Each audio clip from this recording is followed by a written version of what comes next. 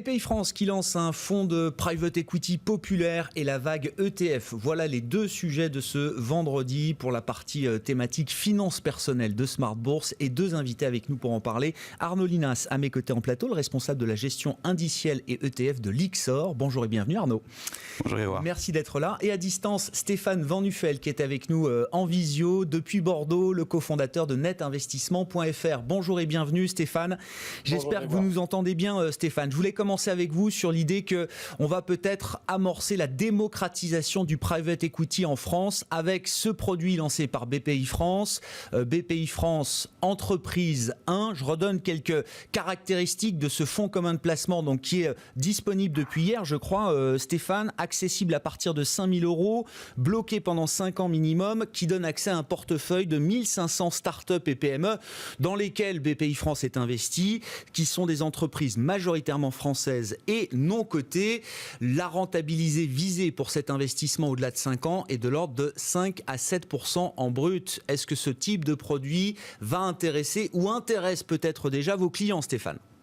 Alors, évidemment, Grégoire, d'abord, c'est une bonne nouvelle parce que c'est une vraie dynamique et puis c'est une première en France que l'État français, au travers des outils dont il dispose, et la BPI est l'un de ses meilleurs en termes de financement de l'économie, lance un fonds pour les PME et les startups françaises. Donc, il y a un petit côté un peu cocorico et en France, ça risque de plaire évidemment aux investisseurs français. Je précise, parce que je suis conseiller en investissement financier et je suis obligé, c'est un fonds de commun de placement à risque. Donc attention, il faut faire attention. Il y a une durée figée de 5 ans avec une prorogation potentielle de 1 an. Il faut le rappeler aux Français parce que dans votre question, je comprends l'inquiétude qu'on peut avoir sur la non-habitude des Français d'utiliser ce genre de véhicule. Vous parliez de la BPI. La BPI a créé ce produit avec un spécialiste du private equity français qui s'appelle 123 IM, qui est une entreprise qui a 20 ans d'expérience, qui gère plus d'1 milliard sur ce secteur du private equity, donc capital d'entreprise, start-up, mais aussi immobilier et dette. Donc on est sur vraiment deux organes spécialisés, très solides, qui ont vraiment une solidité profonde dans leur savoir-faire. Maintenant, la mentalité française, on l'a vu avec les 90 milliards que les Français ont mis de côté, ils l'ont mis dans le livret A. Nous, on essaye depuis plusieurs années d'éduquer un peu et de faire de la pédagogie pour que les Français aillent vers ce type d'investissement. Alors évidemment, il y avait toute la famille des FCPR qui avait une carotte fiscale, pardonnez-moi du terme, et qui avait tendance à attirer beaucoup de Français qui, parce que on leur donnait un avantage fiscal, oubliaient de regarder le risque. Là, ça n'est pas le cas. Donc c'est peut-être pour moi en tout cas une bonne étape. Les Français doivent vraiment s'intéresser à l'économie réelle de leur pays après ce qui vient se passer et prendre conscience qu'il existe des produits, certes sans capital en garantie, mais en revanche avec évidemment la possibilité de financer une économie réelle au quotidien qui leur parle. Tout ça en non-coté, donc ce n'est pas les grands méchants loups de la bourse habituelle. Donc je pense que c'est plutôt positif. Comment vous expliquez que jusqu'à présent, effectivement, ce segment de marché, alors le private equity, le capital investissement, ne soit pas plus investi par les Français qui ont de l'épargne? Je ne parle pas de tous les Français, mais ceux qui ont les moyens de déployer une épargne sur plusieurs années, Stéphane. Quels sont les points de blocage peut-être qui vont être levés peut-être avec l'initiative du gouvernement et de BPIFrance? Alors d'abord... Il a évidemment quand même eu de bons résultats de collecte sur ce genre de produits ces dernières années. Maintenant, je vais vous répondre un petit peu de façon alambiquée. Le private equity a surtout explosé les 5 dernières années quand le sous-jacent est immobilier. Et ça va aller dans le sens de votre question. C'est-à-dire que quand ça parle aux Français et que finalement l'entreprise qui fait du capital risque et qui a besoin de lever des fonds investit dans de la revalorisation d'immobilier ancien ou dans la construction d'immobilier, ça parle aux Français qui aiment la pierre tangible et palpable. Là où c'est plus compliqué, c'est lorsqu'il faut lire un bilan d'entreprise ou un business plan de start-up qui vient de se créer et qui se projette dans l'avenir. Ce qui est plutôt une mentalité anglo-saxonne, puisque les Anglais et les Américains sont habitués à beaucoup financer leur développement, comme ça, y compris les grandes majors qu'on connaît, les GAFA et autres, sont toutes passées par des fonds à risque de ce type-là. Mais ça existe quand même. Maintenant, évidemment, les volumes qui sont collectés par des entreprises comme 123 IM qui font très bien leur travail, Bah évidemment, si vous les comparez aux collègues du livret A ou du fonds euro d'assurance vie, Ouais. je suis d'accord avec vous, il va falloir faire un peu de boulot, de pédagogie et d'accompagnement. Bon, on verra comment la psychologie de l'épargnant français évolue par rapport à ce type de produit, de capital investissement, de private equity, on l'appelle comme on veut. Qu'est-ce que vous en dites, Arnaud Linas? On va parler avec vous de la vague ETF. Alors, on est dans des produits d'épargne totalement différents parce que l'ETF est très liquide. Le private equity oblige d'être bloqué pendant plusieurs années, au moins 5 ans en l'occurrence pour le cas de BPI France. Mais bon, c'est bien d'avoir plusieurs produits d'épargne quand même quand on est épargnant, justement. Bah, bien sûr. Moi, j'ai regardé ce produit. Ce qui me frappe, c'est la diversification. On a 1500 entreprises dans le produit proposé. Et pour moi, c'est absolument clé. La diversification dans la finance, c'est la seule chose qui est quelque part qui est gratuite. C'est-à-dire, plus on diversifie, plus on réduit la volatilité du produit et plus on espère améliorer le fameux couple risque-rendement. Et donc là, un petit peu comme dans la gestion indicielle dont on va parler, bah là, 1500 entreprises, tout de suite, on est très diversifié via des gens dont c'est le métier depuis de nombreuses années. Donc effectivement, je pense que c'est très intéressant. Alors effectivement, par rapport aux ETF, on est aux antipodes. On est aux antipodes, mais ce sont justement des gestions qui sont très complémentaires. Et si on regarde sur les 10 dernières années dans la gestion d'actifs au sens large, tout type de gestion cumulée, c'est bien ces deux types de gestion qui ont le plus progressé. Ah oui. Le private equity d'un côté et la gestion indicielle, les ETF de l'autre, qui progressent au sein des portefeuilles des institutionnels et peut-être un jour des particuliers grâce à cette initiative. Ouais, justement, là, si on prend la dernière décennie, là, je suis tombé sur un graphique qu'on va vous montrer cette semaine, alors qui prend pas en compte le private equity, mais qui regarde les fonds de gestion gérés activement et la gestion passive, la gestion indicielle que vous représentez chez Lyxor. Enfin, on est sur quelque chose de parfaitement symétrique. À l'inverse, sur le marché américain, la gestion passive a collecté 2000 milliards entre 2008 et 2019. La gestion active a décollecté de 2000 milliards entre 2008 et 2019. Ça, c'est le marché américain. Mais déjà, c'est plus qu'une tendance. Là, c'est une évolution structurelle de l'industrie de la gestion d'actifs que vous expliquez comment, Arnaud ? Alors, c'est vrai qu'il y a aux États-Unis un phénomène très clair, très lisible, vous l'avez mentionné. C'est surtout vrai dans la gestion action, déjà. Si on regarde la gestion fixed income, c'est plus équilibré. Alors, pourquoi ça s'est passé comme ça aux États-Unis? Je pense qu'il y a beaucoup de raisons. Il y a d'une part une pénétration du marché retail dans les ETF qui est très importante, c'est 50% des actifs. Et c'est vrai que les Américains ont une culture de l'investissement, on va dire do it yourself. Les Américains ont pris leur épargne en main, gèrent leur portefeuille de façon active en fait, en utilisant des fonds de gestion active, en utilisant des ETF. Ils arbitrent constamment. Et aujourd'hui, vous avez des émetteurs d'ETF aux États-Unis qui sont des marques de grande distribution. Ouais, des marques grand public. Des marques grand public. C'est-à-dire qu'un acteur comme Vanguard, aux États-Unis, tout le monde connaît Vanguard. Tout le monde a un compte, ou en tout cas à regarder pour ouvrir un compte chez Vanguard. Donc on a un marché qui est plus mature là-dessus.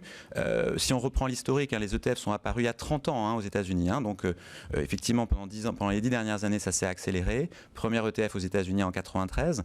En Europe, la situation est beaucoup plus contrastée. C'est ça la question. Est-ce qu'on peut transposer la trajectoire américaine sur l'Europe? Bon, et là, les choses sont différentes. C'est ce qu'on a envie de faire, mais c'est beaucoup plus compliqué que ça. Déjà, le marché des ETF en Europe est né en 2000. D'ailleurs, on va fêter cette année les 20 ans de l'ETF Lyxor CAC 40. Ouais. Donc, c'était il y a 20 ans. Donc, il y a un décalage de 10 années. Et puis effectivement, nous, sur l'indiciel, sur les ETF, on est aujourd'hui essentiellement sur un marché institutionnel où en réalité, nos clients sont des gérants actifs qui utilisent nos produits pour constituer leur portefeuille. Pour constituer des stratégies actives, c'est ça, ou en tout cas des vraies stratégies de conviction. Exactement. C'est là où vous voulez. Alors, c'est un débat permanent et sans fin, mais vous refusez d'opposer une gestion active à une gestion qui serait uniquement passive. Non, on peut pas les opposer parce qu'elles se nourrissent. En tout cas, dans notre activité sur les ETF en Europe, nos clients sont des gérants actifs qui utilisent nos ETF pour constituer des portefeuilles donc diversifiés avec plusieurs classes d'actifs, les actions, l'obligataire, les matières premières. Et nous, notre métier de fabricant d'ETF, c'est de fournir les briques les plus pures, les moins chères et les plus liquides pour ces gérants. La question, c'est effectivement, est-ce que d'autres types de clients, par exemple les particuliers, les réseaux de distribution, vont utiliser ces briques comme comme un chef cuisinier utiliserait des ingrédients pour constituer des plats. C'est la question. Effectivement, ça se développe en Europe. On a des pays qui sont plus avancés que d'autres. Par exemple, l'Allemagne, on a une dynamique très forte sur la constitution de portefeuilles d'ETF, donc gérés activement, mais à base d'ETF. Je crois que il ne faut pas opposer les deux se nourrissent. Il y a effectivement une question sur la distribution, les schémas de distribution. Aux US, on est vraiment sur un schéma où les conseillers sont rémunérés sur l'ensemble du volume d'encours qu'ils gèrent pour leurs clients, avec une rémunération globale. On est peut-être plus en Europe sur une rémunération à l'acte, encore qu'il y a des différents modèles en Europe. Donc il faut également, si vous voulez, pour qu'il y ait une économie intéressante qui se développe au niveau de la distribution des ETF, il faut qu'il y ait une économie qui soit vertueuse pour tous les acteurs de la chaîne. Et c'est ce sur quoi on travaille avec les distributeurs, avec les CGPI, pour faire en sorte que les produits soient plus performants et permettent d'alimenter l'écosystème. Si vous nous donnez les grandes masses, peut-être pour le marché français, quand vous dites c'est essentiellement une clientèle d'institutionnels aujourd'hui, c'est quoi? C'est 90, 95, 98% on est sur 85% institutionnel, 15% retail. Après, notre typologie de clients retail sont des gens qui sont des investisseurs avertis, qui savent ce qu'ils veulent faire, qui ont des idées, qui suivent les marchés, qui ont des idées bien précises sur ce qu'ils veulent faire. À partir du moment où vous avez, et c'est la grande masse, des gens besoin de conseils, je crois que là, il faut faire appel à son conseiller en gestion de patrimoine pour constituer avec lui la meilleure solution. Justement, question à Stéphane Van Nuffel, avec nous à distance, en visioconférence depuis Bordeaux. Je le rappelle, cofondateur de netinvestissement.fr. En tant que conseiller en investissement, Stéphane, quel est le retour de terrain que vous pouvez nous apporter sur ces produits ETF, ces trackers, cette gestion indicielle? Est-ce qu'il y a de l'appétit chez vos clients, un appétit qui peut-être ne demande qu'à être servi, ou est-ce qu'il y a des réticences? Est-ce que c'est dans le radar de vos clients ou pas du tout aujourd'hui, Stéphane? Alors d'abord, je souscris parfaitement à ce que vient de dire Arnaud. C'est une bonne idée d'aller voir son conseiller en gestion de patrimoine quand on a ce genre de questions pour être plus sérieux. Nous, on essaie de faire beaucoup de pédagogie en bout de chaîne de distribution et en particulier chez Net Investissement où on essaye un peu de dépoussiérer et démocratiser tout ce qui est complexe. Et en fait, le débat, et je partage votre avis à tous les deux sur il n'y a pas de conflit entre gestion active et gestion passive, ça devrait être complémentaire. Parce que d'un point de vue pédagogique, finalement, souvent, ce sont des clients plus avertis qui vont nous parler de gestion passive, de gestion indicielle, qui vont nous parler de produits structurés, qui vont nous parler de private equity, c'est-à-dire des produits qui sont plutôt réservés à la base aux institutionnels et aux professionnels de la gestion financière. Et alors que finalement, on se dit qu'une fois qu'on a compris très simplement des mécanismes, c'est peut-être plus simple de gérer un portefeuille fait d'ETF, de quelques éléments d'options de couverture, que de gérer au quotidien un portefeuille d'actions dont la volatilité dépend de l'état de santé de M. Trump entre le jeudi et le vendredi. Donc finalement, vous voyez, il y a toute une dichotomie entre ce qu'on imagine être la complexité d'un produit et la perception que nous rencontrons, nous, en bout de chaîne. Et finalement, aujourd'hui, le client se dit, est-ce que je n'ai pas plus intérêt à aller souscrire un produit chez Lyxor, un ETF simple sur un indice que je comprends parce que ça me parle, exemple, un grand indice européen où je retrouve des noms d'entreprises que je croise partout, avec des frais en plus assez attractifs, plutôt qu'on m'explique des termes comme décorrélation, diversification, différenciation, des alphas, des bêtas, tout un tas de termes financiers qu'ils entendent, y compris quand ils sont en contact de gens comme nous. C'est à nous de faire attention et de mettre un peu les deux et d'expliquer ce qu'a très bien dit Arnaud, que le principal est le plus vieil adage en matière de placement, ne pas mettre tous ses œufs dans le même panier, mon cher Grégoire. Donc finalement, match nul, il faut faire les deux et il faut expliquer quel est l'intérêt des deux dans un portefeuille financier pour le particulier en particulier. Bon, alors Arnaud, si on revient peut-être sur les freins, en tout cas ce qui a peut-être limité la progression des ETF sur le marché des particuliers en France notamment, puisque vous nous disiez quand même d'un mot que l'Europe est une mosaïque, les marchés ne sont pas au même stade de maturité. Qu'est-ce qui peut évoluer là justement pour vous dans les prochaines années ? En réalité, les épargnants français depuis 20 ans ont accès à un produit formidable qui s'appelle le fonds en euros. Garantie en capital, des rendements réguliers, stables, et donc quelque part une sécurité maximale.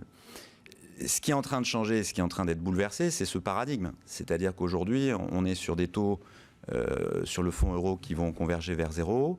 On est sur des assureurs, vous l'avez sans doute constaté, qui sont de plus en plus frileux à ouvrir ce fonds de façon large, qui vont d'ailleurs parfois donner des contraintes en termes d'investissement en UC, en même temps que vous investissez en euros. Donc ça, c'est un bouleversement. Je pense que le particulier français, et j'en fais partie, a été un peu biberonné par ça, par ces avantages majeurs du fonds euro, qui sont en train de se terminer. Il y a le marché de l'immobilier qui progresse aussi de façon notable depuis 20 ans. Donc finalement, un couple immobilier-fonds euro a été une bonne stratégie au cours des 20 dernières années, avec un petit peu de private equity pour ceux qui sont plus experts. Voilà, donc cette réalité, elle est en train de changer. Ça peut se diffuser rapidement, parce que la persistance quand même des habitudes est parfois compliquée à remettre en cause. Oui, mais moi j'ai des discussions avec des assureurs, notamment j'ai des discussions avec des grands réseaux d'assurance vie, comme l'affaire, qui sont en train de regarder pour incorporer dans leur offre des unités de compte justement à base d'indices. Parce qu'il y a une nécessité aujourd'hui. Si vous voulez vous préparer sérieusement pour votre retraite, le fonds euro, c'est plus la solution. Et d'ailleurs, nous, c'est comme ça qu'on explique la progression du marché allemand. Le marché allemand, c'est un marché où il y a 25% de particuliers. Donc 15% en France, 25% en Allemagne. On a des taux de croissance qui sont très importants, des flux récurrents. Et ça, on l'explique justement par les mesures Schröder, donc il y a 10 ans, sur les retraites, avec un cap des retraites d'État à un certain niveau de revenu. Donc, à partir d'un certain niveau de revenu, l'État n'est plus là pour payer vos retraites. Donc ça a incité les gens à s'occuper de leurs finances, à aller voir leurs conseillers et à préparer effectivement leur retraite dans 10, 20, 30 ans, 40 ans. Et faire ça sans aller chercher du risque, sans aller chercher une prime de risque action, sans aller chercher une prise de risque private equity moins liquide, c'est impossible. Et il n'y a pas de raison que cette prise de conscience, elle atteigne pas la France aussi à un moment, Arnaud. Elle est en train de l'atteindre. Avec toutes les caractéristiques différentes qu'on peut avoir entre la culture allemande et française, mais il n'y a pas de raison. Non, il n'y a aucune raison. D'ailleurs, vous l'avez constaté, il y a des offres digitales qui sont en train de fleurir en France, des très jolies offres, peu coûteuses, très, très lean d'un point de vue digital. On peut citer YoMoney, on peut citer WeSave. Il y en a plein d'autres. Donc effectivement, ça devient accessible, assez simple. Avec son smartphone, on peut aujourd'hui constituer un portefeuille de gestion indicielle paramétré pour vos besoins. Donc ça va arriver, c'est une question de temps, de maturité. Et puis c'est aussi à nous de travailler, d'expliquer quelles sont la nouvelle donne, quelle est la nouvelle équation. Il y a un prérequis indispensable aujourd'hui, alors j'allais dire dans toute l'industrie de la gestion, tout produit confondu, c'est qu'il faut être ISR. Et donc, comme tous les autres, les ETF sont ISR aujourd'hui. Arnaud, je dis bien c'est un prérequis parce que c'est même plus une différenciation, c'est obligatoire si on veut vendre. Ouais, alors l'ISR c'est plus récent, mais c'est effectivement une lame de fond très puissante. D'ailleurs qui est vraiment poussée par les régulateurs nationaux, les régulateurs européens. Et ça ne concerne pas uniquement les ETF, ça concerne toute la gestion d'actifs. C'est devenu la nouvelle normalité en fait pour les gérants d'actifs de penser ISR, de penser impact. Donc nous effectivement, ça c'est notre travail d'aujourd'hui, d'essayer d'orienter la construction des indices vers des stratégies ISR, ESG qui prennent en compte donc les critères dits extra-financiers des entreprises. Donc on est bien loin du CAC 40 qui était simplement pondéré par la taille des entreprises. Là on va pondérer les indices par leur note ESG, avec une notion de labellisation aussi qui est importante, un petit peu comme dans la grande distribution, le label bio à un moment donné est devenu une référence. Sans doute le label ISR va devenir une référence, on va dire, absolue. Et vous sentez déjà qu'un ETF ISR ou qui intègre les composantes ESG collecte plus facilement qu'un ETF qui ne l'est pas ? Disons qu'il intéresse une clientèle plus large qui a besoin de sens, notamment sur des stratégies à fort impact. Nous, on a lancé par exemple un ETF sur les nouvelles énergies, aller chercher des solutions pour remplacer l'économie carbonée. Ça parle tout de suite à nos clients particuliers. Au niveau obligataire, je peux citer également un ETF sur les obligations vertes. Donc là, marché qui est en train de grossir très fortement, sous l'égide de l'impulsion européenne notamment. Tout à fait. Le plan green de la Commission européenne vise à émettre de plus en plus de green bonds, de diffuser cet investissement de façon large. Et les ETF viennent capter cette tendance en proposant des produits les plus diversifiés possibles. C'est vraiment le maître mot, c'est la diversification. Merci beaucoup, messieurs. La diversification, c'est le seul truc qui est gratuit, c'est ça, vous disiez? C'est la seule chose qui est gratuite dans la finance. Il y a un truc gratuit dans la finance, c'est la diversification. L'augmenter la diversification est toujours bénéfique. Merci beaucoup Arnaud et Stéphane. Arnaud Linas, le patron de la gestion indicielle et des ETF de l'IXOR, et Stéphane Van Nuffel. Merci à vous Stéphane, cofondateur de netinvestissement.fr, avec nous dans Smart Bourse pour cette édition de la mi-journée. On se retrouve ce soir en direct à 18h30.